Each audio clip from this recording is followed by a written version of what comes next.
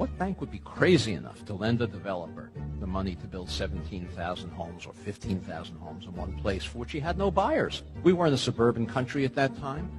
People thought the whole idea was lunacy. Who's going to want to live in a single-family home when they can live in the city instead? Any of these developers, the only way they could get the capital to build these giant subdivisions was by going to the Federal Housing Administration, submitting their plans for the development, for approval of the construction materials they were going to use, the architectural design, the layout of the streets in the subdivision, and an explicit commitment not to sell a home to an African American, required by the Federal Housing Administration.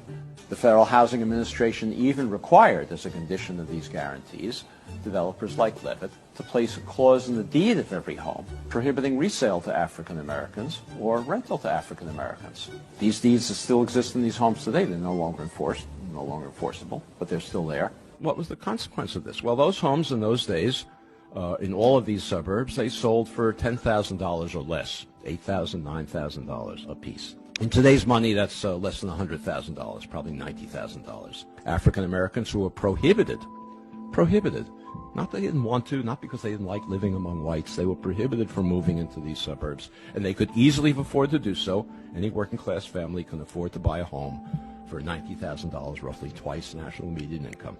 Those homes and developments like that now sell for $300,000, $400,000, $500,000 and more.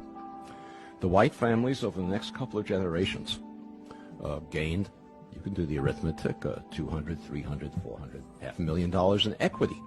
They used that equity to send their children to college, to take care of medical emergencies, to take care of economic downturns, most importantly, to bequeath it to their children, who then had down payments for their own homes. African Americans who accumulated none of that wealth as a result of this federal subsidy had none of those abilities. Today, nationwide, African American incomes are on average about 60% of white incomes. African American wealth today is 10% of white wealth. That enormous disparity between a 60% income ratio and a 10% wealth ratio is entirely attributable to unconstitutional federal housing policy practiced in the mid-20th century that has never been remedied. It's a constitutional violation. Of course, it determines the ongoing racial inequalities we have today.